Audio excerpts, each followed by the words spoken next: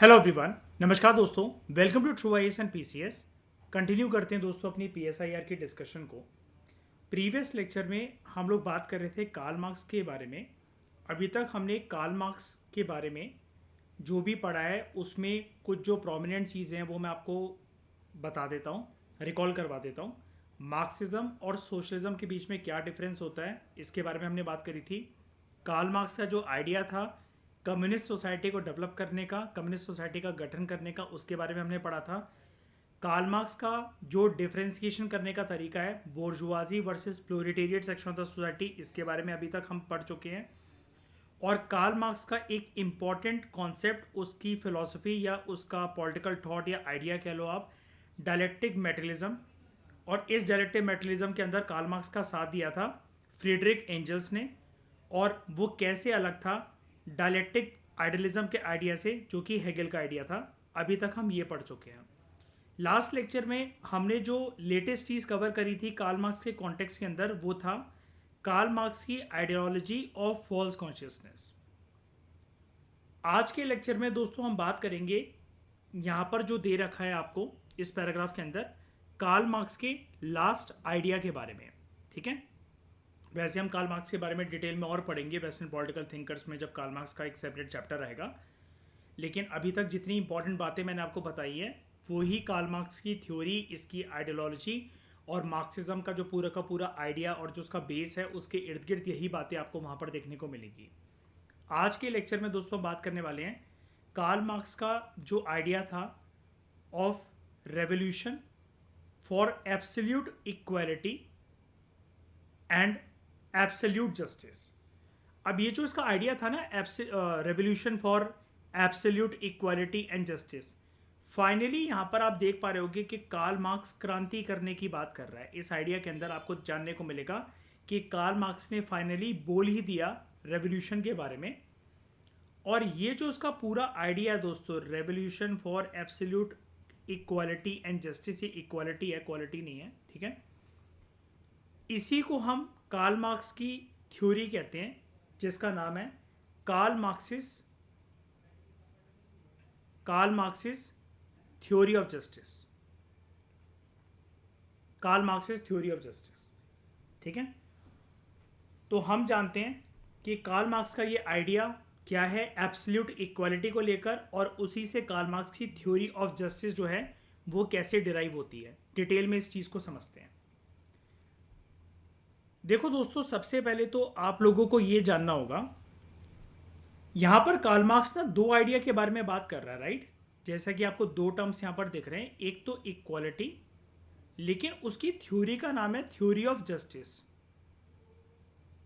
तो वो किसको पहले लाने की बात करेगा जिससे दूसरी चीज़ अचीव हो सके। कहने का मतलब ये, हमें ये जानना है क्या वो ये कहता है कि इक्वालिटी से जस्टिस आएगा या फिर जस्टिस से इक्वालिटी आएगी समाज के अंदर। समानता जो है वो न्याय से डिराइव होगी या न्याय जो है वो समानता का उत्पादन करेगा, ये हमें जानना है। सबसे पहले हम इसी थॉट को अपने क्लियर कर लेते हैं। यहां पर आप याद रखना एक इंपॉर्टेंट बात, कार्ल मार्क्स कहता है कि पहले आनी चाहिए सोसाइटी में इक्वालिटी, और जब सोसाइटी में इक्वालिटी आएगी तो उससे जस्टिस ऑटोमेटिकली डिराइव हो जाएगा। अगर समानता होगी समाज के अंदर तो उससे न्याय जो है या न्याय का जो अधिकार है वो बहुत सारे लोगों को ऑटोमेटिकली मिल जाएगा। ठीक है, तो हम समझते हैं इसको। कार्ल मार्क्स का दोस्तों जो विजन था इक्वालिटी का, ये जो उसका आइडिया था कि समाज के अंदर समानता जो है वो होनी चाहिए। ठीक है, ये इसका आइडिया ना सिर्फ एक कोई थ्योरेटिकल आइडिया नहीं है। यहां पर अगर कार्ल मार्क्स इक्वालिटी के बारे में बात कर रहा है तो ये कार्ल मार्क्स का कोई एक सिर्फ एक एब्स्ट्रैक्ट या फिर एक पर्टिकुलर फिलोसफिकल आइडिया नहीं है जस्टिस का। जहां पर कार्ल मार्क्स बात करता है कि इक्वालिटी के थ्रू समाज में न्याय की व्यवस्था जो है वो स्थापित होगी, ठीक है, तो ये इसका कोई एक एब्स्ट्रैक्ट या फिर फिलोसफिकल आइडिया नहीं है। कार्ल मार्क्स जो कह रहा है ही रियली मीन्स इट, वो उसको अचीव करने की बात करेगा। कार्ल मार्क्स का आइडिया जो है ये थ्योरी ऑफ जस्टिस का, वो कहता है कि जब मैं न्याय दिलवाने की बात कर रहा हूं ना, तो सिर्फ वो किताबी ज्ञान नहीं है मेरा, जहां पर मैं समाज के अंदर इक्वालिटी लाने की बात कर रहा हूं और कह रहा हूं कि इक्वालिटी की वजह से जस्टिस आ ही जाएगा। यहां पर कार्ल मार्क्स इक्वालिटी के थ्रू जस्टिस को अचीव करने की बात करता है, through abolition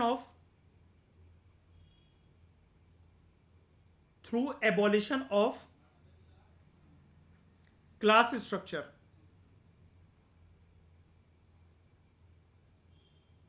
through abolition of class structure and also abolition of private property। और प्राइवेट प्रॉपर्टी किसके हाथ में केंद्रित है? कैपिटलिस्ट क्लास के, पूंजीवादी व्यक्तियों के, जिनको वो नाम देता है बोर्जुआजी क्लास। तो कार्ल मार्क्स हमें कहेगा ये क्लास स्ट्रक्चर एलिमिनेट होना चाहिए, प्राइवेट प्रॉपर्टी एलिमिनेट होना चाहिए, एंड जो भी मीन्स ऑफ प्रोडक्शन है, ठीक है, लेबरर्स जो मेहनत मजदूरी करके, गधा मजदूरी करके अपने खून पसीने की कमाई से ये जो पूंजीवादी व्यक्तियों की जेबें भरते हैं, उनके आलीशान ज़िंदगी के लिए रिस्पॉन्सिबल हैं। तो जितना भी समाज के अंदर ये जो मीन्स ऑफ प्रोडक्शन है, इसका सोशलाइजेशन होना चाहिए,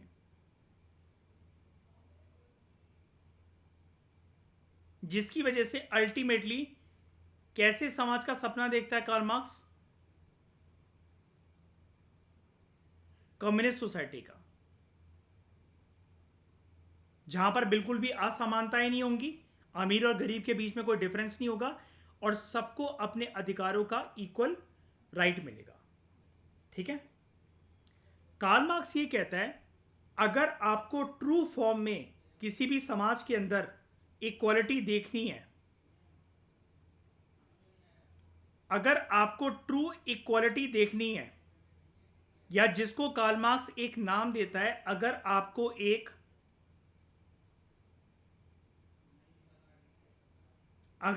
एक सब्सटेंसिव सोशल इक्वालिटी देखनी है,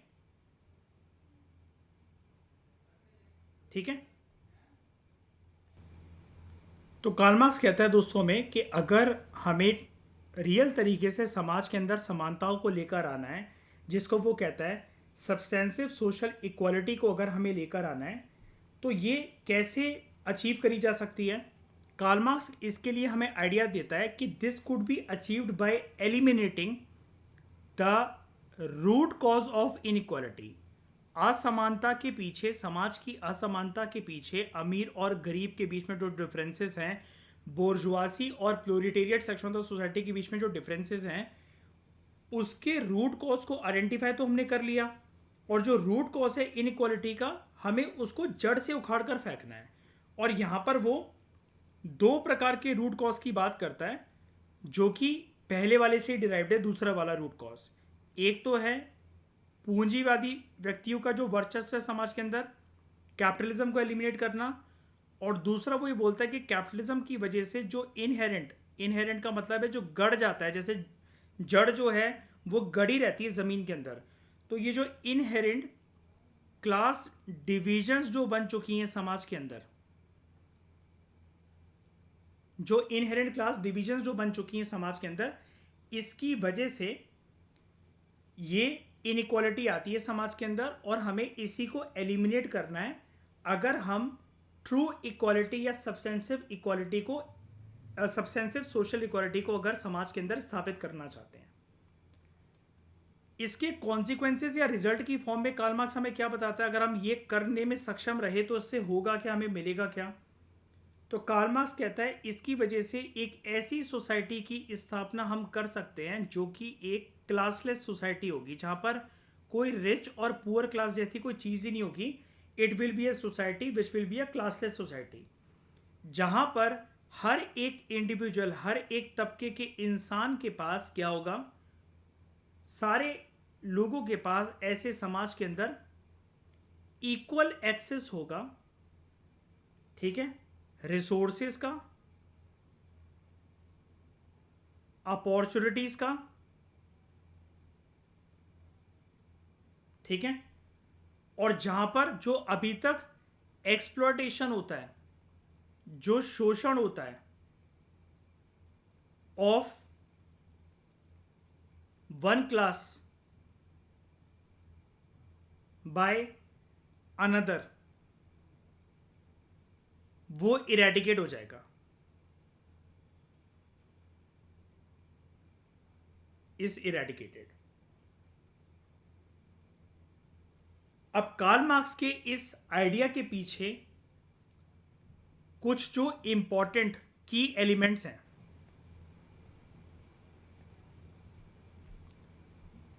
यहां पर जो ये बात करता है एब्सोल्यूट इक्वालिटी की, या फिर अगर हम बात करें कार्ल मार्क्स की थ्योरी ऑफ जस्टिस के पीछे कुछ जो की एलिमेंट्स हैं, हम उनको पहले जान लेते हैं। हाँ जी मयूर बताओ। इनहेरेंट का मतलब ये है कि कैपिटलिज्म की वजह से कोई भी, वैसे इनहेरेंट जो चीज होती है उसका डिक्शनरी मीनिंग होता है जो समाज या किसी भी चीज के अंदर जड़ तक घुस चुकी है, बहुत ज्यादा डीप डाउन पेनिट्रेट हो चुकी है, मतलब वो। तो वो जब वो कहता है कि ये जो पूंजीवादी व्यक्ति हैं, जो कैपिटलिस्ट जो सोसाइटी है पूरी की पूरी, यहाँ पर जो बोर्जुआजी सेक्शंस जो हैं, ठीक है, ये जो बोर्जुआजी क्लासेस हैं, इनकी वजह से जो समाज के अंदर असमानताएं है ना, और गरीब लोगों का, worker section of the society का जो शोषण होता है, वो बिल्कुल रूट कॉज बन चुका है हमारी सोसाइटी का, ये है। और उसको हमें जड़ से उखाड़ कर फेंकना है यार, वो इकोनॉमी की चीज है, मतलब यहां पर ये। हाँ हाँ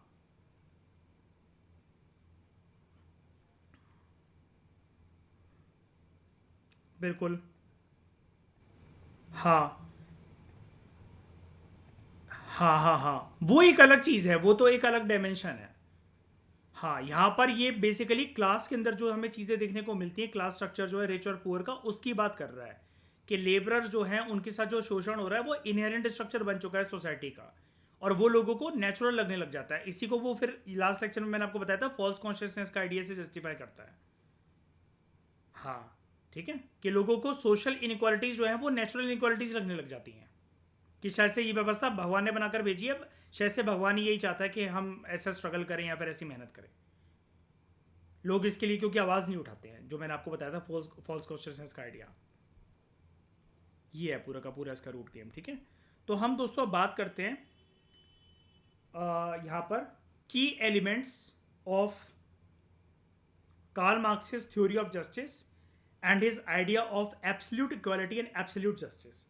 इसके कुछ प्रोमिनेंट की एलिमेंट्स के बारे में हम जानते हैं, और ये की एलिमेंट्स के बारे में अगर आप जब जान जाओगे तो आपके पास एक रेडीमेड आंसर होगा जब आपको थ्योरी ऑफ जस्टिस के बारे में पढ़ाया जाएगा।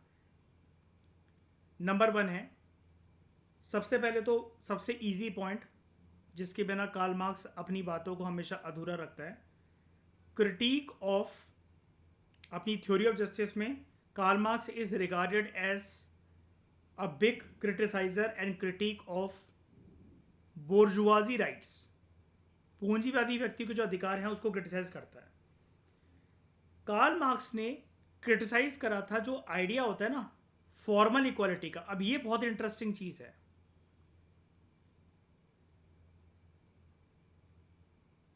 हमारे देश में, मयूर बताओ आर्टिकल 14 क्या है हमारे संविधान के अंदर, हमारे कंट्री में? राइट टू इक्वालिटी एक फंडामेंटल राइट है, और आर्टिकल 14 क्या है? इक्वालिटी बिफोर लॉ, है ना। कार्ल मार्क्स कहता है ये जो फॉर्मल इक्वालिटी है ना, जिसके दो रूप होते हैं, एक तो इक्वालिटी बिफोर लॉ और दूसरा कॉन्ट्रैक्चुअल इक्वालिटी। कॉन्ट्रैक्चुअल मतलब इसलिए क्योंकि संविधान एक प्रकार का कॉन्ट्रैक्ट है कि संविधान आपको, जनता को राइट्स दे रहा है और उनके पास एक कंप्लेन मैकेनिज्म भी है। कार्ल मार्क्स के अकॉर्डिंग, अब जैसे ये वाली इक्वालिटी हमारे संविधान में कितनी इंपॉर्टेंट मानी जाती है क्योंकि एक मौलिक अधिकार है, राइट, है ना मयूर। कार्ल मार्क्स के लेकिन इस आइडिया के अकॉर्डिंग जो ये क्रिटिक कर रहा है बोर्जुआजी राइट्स का, कार्ल मार्क्स कहता है जो फॉर्मल इक्वालिटी है, जैसे इक्वालिटी बिफोर लॉ और कॉन्ट्रेक्चुअल इक्वालिटी, ये बकवास आइडिया है। कार्ल मार्क्स के अकॉर्डिंग जो ये इक्वालिटी बिफोर लॉ और जो कॉन्ट्रेक्चुअल इक्वालिटी है, जो कि फॉर्मल इक्वालिटी के एक रूप हैं, ये कैपिटलिस्ट सिस्टम की पहचान है।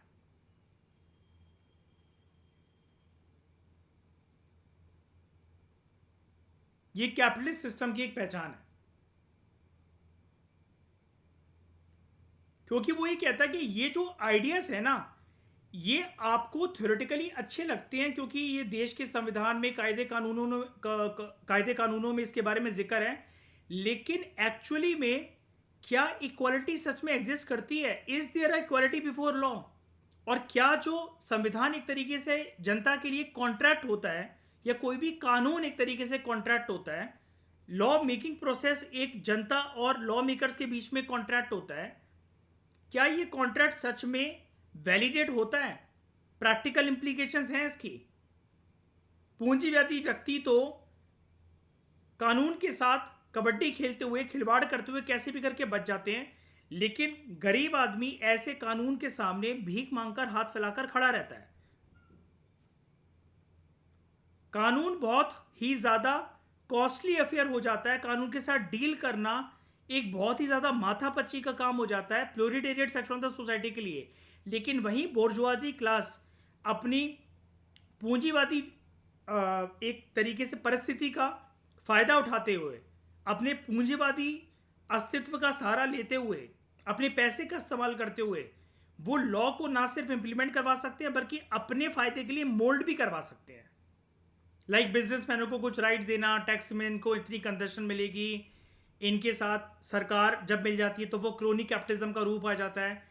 कार्ल मार्क्स कहता है ये जो फॉर्मल इक्वालिटी है और equality before law, formal equality के जैसे दो रूप है, equality before law and contractual equality, ये बकवास है। वो इस आइडिया को ही क्रिटिसाइज करता है क्योंकि वो कहता है ये जो फॉर्मल इक्वालिटी है ये कैपिटलिस्ट सिस्टम की पहचान है। इसलिए हम इनिशियली इस लेक्चर में डिस्कस कर रहे थे कि कार्ल मार्क्स जब भी यहाँ पर इक्वालिटी का या जस्टिस का आइडिया देता है ना, तो वो एब्स्ट्रैक्ट बातें, हवाबाजी वाली बातें नहीं कर रहा है, ना ही उसका ये कुछ फिलोसफिकल या आइडियलिज्म वाला कॉन्सेप्ट है। Karl Marx is very serious about this. अगर वो सीरियस नहीं होता तो फॉर्मल इक्वालिटी, जिसके बारे में बहुत सारे देशों के कायदे कानूनों में, संविधानों में लिखा रहता है, वो ऐसे आइडिया को क्रिटिसाइज इसलिए कर रहा है क्योंकि वो बोल रहा है ये सिर्फ लिखा हुआ है, रियलिटी में ऐसी इक्वालिटी एग्जिस्ट करती ही नहीं है। क्योंकि लिखने से संविधान में या कानूनों में कुछ नहीं होता, ये आराम से जब इंप्लीकेशंस की और प्रैक्टिकलिटी इनकी बात आएगी ऐसी इक्वालिटी की, तो बोर्जुआजी जो क्लास है वो आराम से इसको मोल्ड करवा सकेगी अपने फेवर में। कार्ल मार्क्स का ये आर्ग्यूमेंट था कि इस प्रकार के जो कैपिटलिस्ट सिस्टम जो डेवलप होते हैं किसी भी कंट्री के अंदर, ये एक तरीके से मास्किंग का काम करते हैं, यानी कि एक नकाब का काम करते हैं। और क्योंकि इनके नीचे, इस नकाब के पीछे सोसाइटी में रियल तरीके से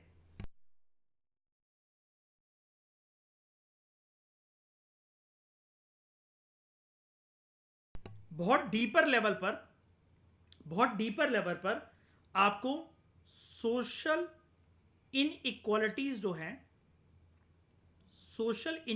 जो हैं वो देखने को मिलती है।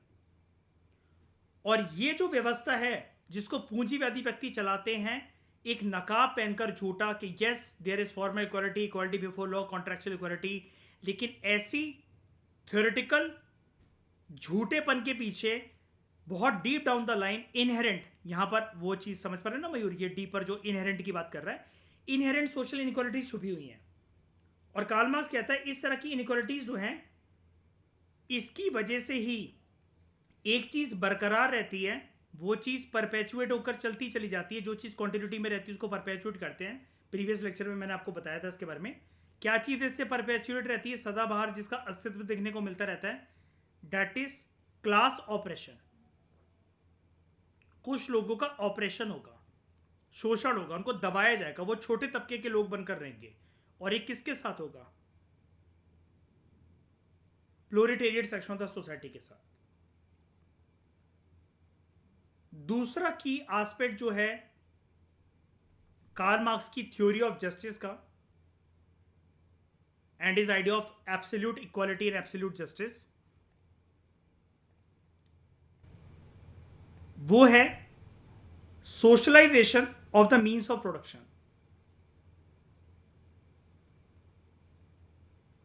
Socialisation of means of production. इसके बारे में अभी तक हमने प्रीवियस लेक्चर्स में पढ़ा है काफी अच्छे से कि जो मीन्स ऑफ प्रोडक्शन है, इनको पूरा का पूरा जो चलाता है वो चलाते हैं प्लोरिटेरिएट सेक्शन ऑफ द सोसाइटी, लेकिन उनसे जो पूरा का पूरा जो पैसा जनरेट होता है वो पैसा जाता है बोर्जुआजी सेक्शन ऑफ द सोसाइटी के पास। बदले में प्लोरिटेरिएट सेक्शन ऑफ द सोसाइटी को सिर्फ मिलता है एक्सप्लॉयटेशन, एंड उनका जीवन सिर्फ एक हार्ड वर्क की डेफिनेशन बनकर रह जाता है। तो कार्ल मार्क्स ऐसे ढांचे को तोड़ने की बात करता है। जब वो बात करता है ना इस आइडिया की socialisation of the means of production, तो कार्ल मार्क्स कहता है हमें बोर्जुआजी के इस एक्सप्लॉयटेटिव स्ट्रक्चर को तोड़ना पड़ेगा, और ये चीज पॉसिबल है through collective ownership and collective control of means of production. और मीन्स ऑफ प्रोडक्शन की डेफिनेशन में कैसी कैसी चीजों को लेकर आता है कार्ल मार्क्स, जैसे लैंड, फैक्ट्रीज एक्सेट्रा। जहां से भी मतलब बेसिकली जो अर्थव्यवस्था चलती है उसको चलाने के लिए, किक स्टार्ट करने के लिए proletariat section of the society responsible होते हैं, लेकिन उससे जो आउटकम निकलता है, जो रिजल्ट निकलता है, जो पैसा बनकर आता है, वो सिर्फ जाता पूंजीवादी व्यक्तियों के पास ही है। Proletariat section of the society, workers, labours वगैरह तो सिर्फ कुछ चुनिंदा वेजेस पे काम करने के लिए मान जाते हैं। कार्ल मार्क्स कहता है there should be collective ownership. ये अधिकार जो है मीन्स ऑफ प्रोडक्शन के सबके पास इक्विटेबल तरीके से होना चाहिए, और जब ये कलेक्टिव ओनरशिप होगी मीन्स ऑफ प्रोडक्शन की, और कंट्रोल जब कलेक्टिव तरीके से होगा मीन्स ऑफ प्रोडक्शन का सभी के हाथों में, तो कार्ल मार्क्स कहता है इसका आउटकम ये होगा, इसका रिजल्ट जो होगा वो ये निकल कर आएगा दैट जो फ्रूट्स हैं लेबर के, मजदूरों ने जो काम करा है, जो भी गुड्स एंड सर्विसेज जो प्रोड्यूस करी हैं लेबरर्स ने, वो सोसाइटी में बहुत ही ज्यादा इक्विटेबल मैनर में डिस्ट्रीब्यूट होंगे, और इसकी वजह से जो वेल्थ है और जो पावर है उसकी जो कॉन्सेंट्रेशन है, जो अभी सिर्फ फ्यू लोगों के हैंड्स में होकर रह जाती है, वो फिर फ्यू से हटकर सभी लोगों के पास होगी। तो फ्रूट्स जो है लेबर के वो इक्विटेबल तरीके से डिवाइड होंगे, and there will be no concentration of wealth and power in the hands of few, but instead it will be in the hands of many people या ऑल पीपल। तीसरा idea जो कि Karl Marx हमें present करता है अपनी theory of justice के अंदर and absolute equality and absolute justice के आइडिया के अंदर, वो है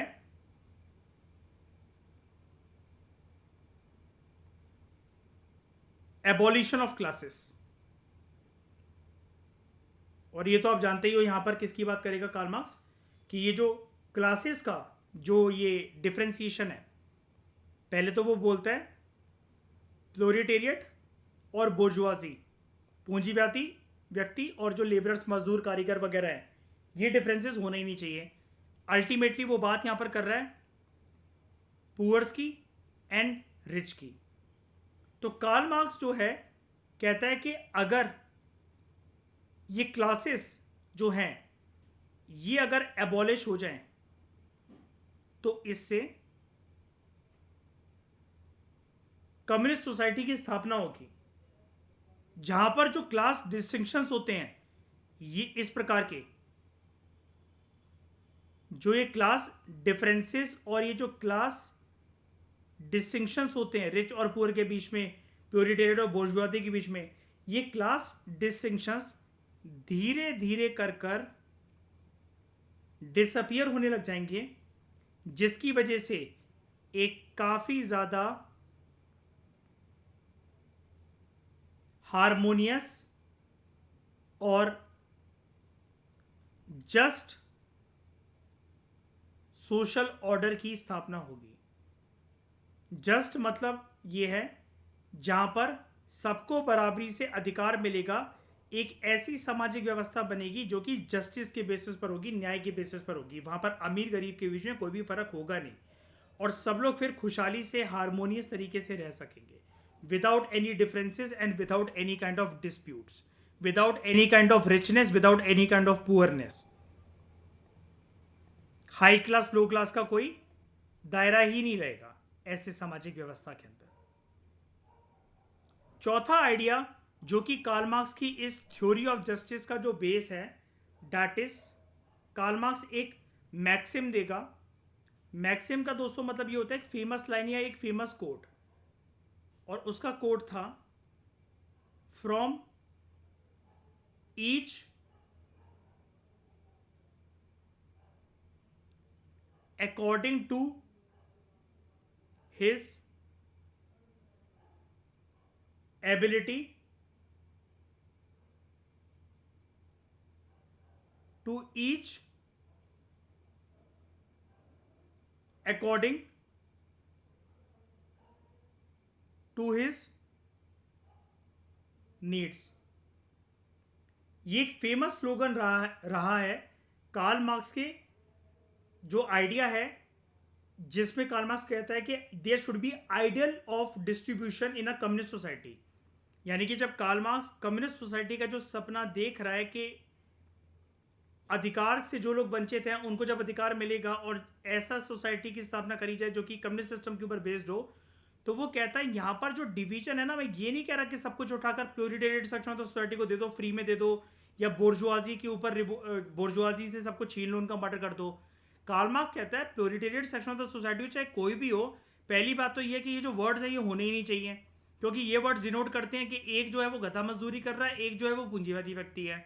कार्ल मार्क्स ये कहता है कि कम्युनिस्ट सोसाइटी या कम्युनिस्ट सिस्टम के अंदर मैं एक ऐसे समाज का निर्माण का सपना देख रहा हूं जहां पर हर किसी बंदे को अपनी एबिलिटी के अनुसार एक तो कंट्रीब्यूट करना है समाज के अंदर, और उसको अपनी नीड्स के हिसाब से रिवॉर्ड मिलेगा।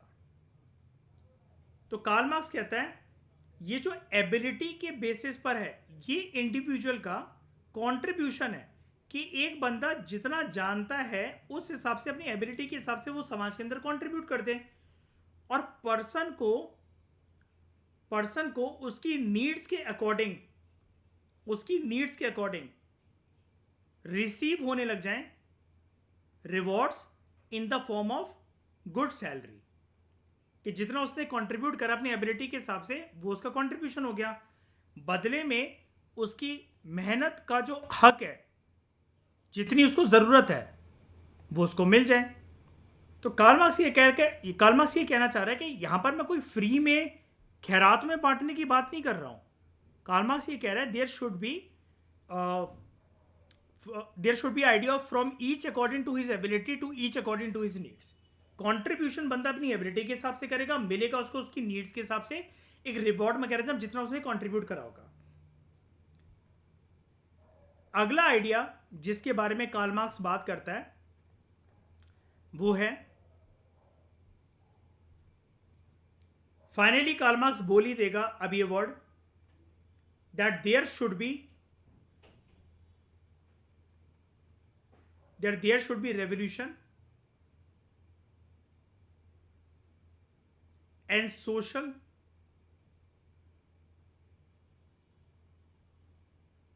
ट्रांसफॉर्मेशन। कार्ल मार्क्स कहता है कि जो ये कम्युनिस्ट सोसाइटी का मेरा आइडिया है ये बेटा प्यार से तो कभी अचीव नहीं हो पाएगा। पूंजीवादी व्यक्ति बोर्जुआजी क्लासेस एकदम से तो अपने अधिकारों से अपने आप को वंचित करवाएंगे नहीं। इसके लिए कार्ल मार्क्स इतनी ज्यादा धमाकेदार लाइन कहता है अपने इस थ्योरी ऑफ जस्टिस के अंदर कि कैपिटलिस्ट सिस्टम को हमें, अगर हमें कम्युनिस्ट सिस्टम की स्थापना करनी है तो कैपिटलिस्ट सिस्टम को हमें ओवरथ्रो करना पड़ेगा, और वो भी एक क्रांति की मदद से। उसने फाइनली ये वर्ड यूज कर ही दिया, revolutionary overthrow of the capitalist system. और ये करेगा कौन? कार्ल मार्क्स ये भी बता देता है। कार्ल मार्क्स कहता है ये करना पड़ेगा वर्किंग क्लास को। और वो कौन है? Proletariat section of the society, workers, labourers, मजदूर, क्योंकि खून पसीना बहाते हैं, मेहनत मजदूरी करते हैं, और बोर्जुआजी के वर्चस्व को उन्होंने कायम कर रखा है, ठीक है, और जिससे वो अनजान है, परे हैं, फॉल्स कॉन्शियसनेस है उनके अंदर। लास्ट जो कार्ल मार्क्स अपनी theory of justice and idea of absolute equality and absolute justice के बारे में जो बात करेगा वो है इसी थ्योरी का जो नाम है, कार्ल मार्क्स यहां पर बताएगा नोशंस ऑफ जस्टिस के बारे में। न्याय क्या है और न्याय की व्यवस्था कैसे होगी। कार्ल मार्क्स का पूरा जो फोकस था, मैंने आपको बताया था अभी इनिशियली कि कार्ल मार्क्स इक्वालिटी से जस्टिस को लाने की बात करता है, राइट। अभी मैंने स्टार्टिंग में आपको ये चीज क्लियर कर दी थी, ये थंब रूल की तरह याद रखना। तो कार्ल मार्क्स का फोकस था कि शुरू में समाज के अंदर there should be socio economic equality. सामाजिक लेवल पर समानता होनी चाहिए, और अर्थव्यवस्था के मामले में जब रिसोर्सेज का डिस्ट्रीब्यूशन हो, पैसे की बात हो, तो सबके कोई भी अपने अधिकारों से वंचित ना रहे। ये एक इक्वालिटी के बेसिस पर चलना चाहिए सब कुछ, ठीक है। लेकिन कार्ल मार्क्स का ये जो सोशियो इकोनॉमिक इक्वालिटी का जो ये आइडिया था ना, अल्टीमेटली कार्ल मार्क्स कहता है कि जब ये आइडिया अचीव होगा ना, पीछे पीछे ऑटोमेटिकली खींचा चला आएगा जस्टिस। इक्वालिटी के, सोशियो इकोनॉमिक इक्वालिटी के आइडिया की वजह से ऑटोमेटिकली पीछे पीछे खुद मैग्नेट की तरह, चुंबक की तरह खींचा चलाएगा जस्टिस। क्योंकि कार्ल मार्क्स इस चीज को दोबारा से हमें रिवाइज या याद करवाते हुए ये कहता है कि जहां पर ऐसा समाज अगर बन गया कि किसी समाज के अंदर there are no class divisions, there are no exploitations, तो वो कहता है सोसाइटी तो ऑटोमेटिकली ऐसी बन जाएगी कि जहां पर जो अन्याय है, जो इनजस्टिस है, वो एलिमिनेट होकर ऑटोमेटिकली एक रूप ले लेगा जस्टिस का। तो कार्ल मार्क्स की इस थ्योरी ऑफ जस्टिस के बेसिस पर हम ये कंक्लूजन निकाल सकते हैं कि कार्ल मार्क्स ये कह रहा है कि ये जो कॉन्सेप्ट है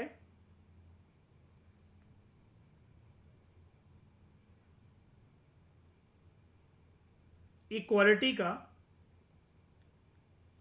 ये सिर्फ कोई एक लीगल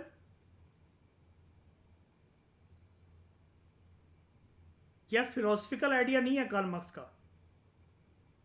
ये कार्ल मार्क्स की एक बेसिकली कॉल है, एक आवाज है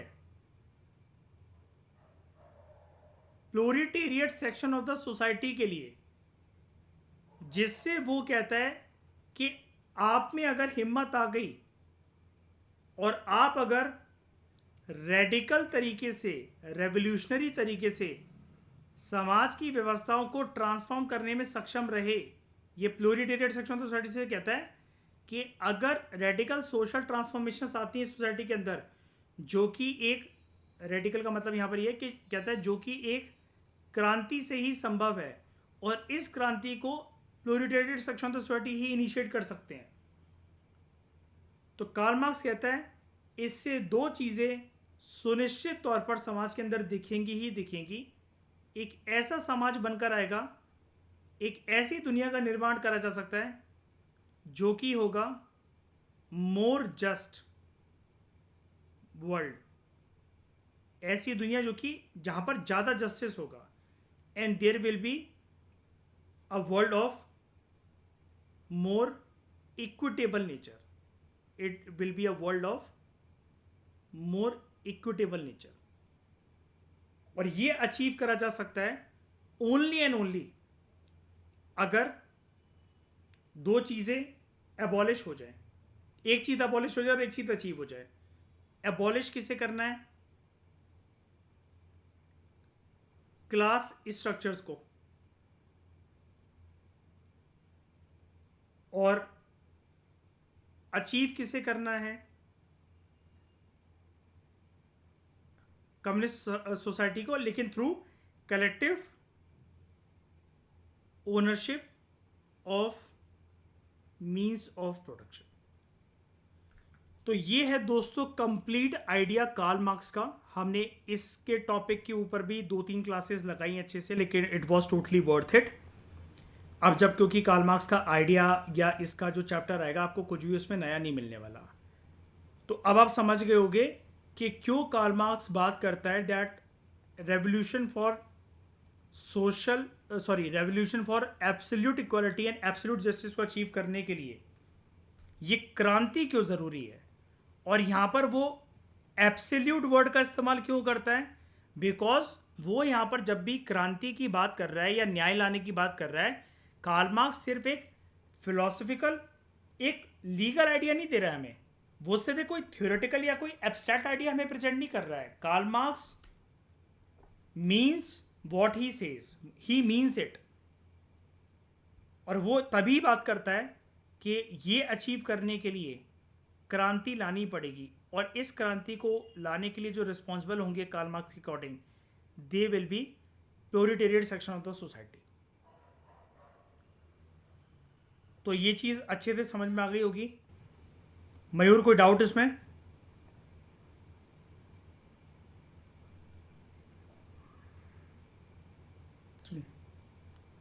एक सेकेंड।